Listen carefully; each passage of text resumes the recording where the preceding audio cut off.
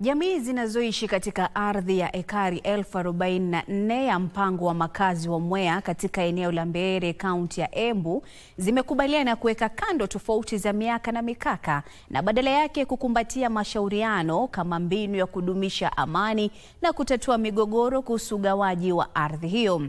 Wakati wa mkutano ulioandaliwa katika kijiji cha Bondoni, wadi ya Makima, wakazi walikubali kutumia mfumo wa mbinu mbadala ya kutatua migogoro ambayo imekuwa ikiathiri eneo hilo kwa muda mrefu.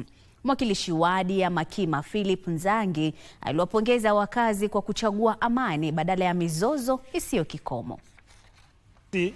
Watu wa Makima ward kwa kauli moja, kwa kabila zetu zote ambazo zinaishi hapa, kwa sababu sisi tuko kabila zote za Kenya zinaishi hapa Makima, tumekubali ADR na tutaenda kwa pamoja kwa sauti moja, na hatutakuwa na ubaguzi wa huyu ni wa kabila lile ama lile. Sote tutazungumza kwa pamoja kama watu wa Makima, na tunataka kuambia serikali tunashukuru na tuko tayari na waje haraka, kwa sababu tumekubali kama kauli moja.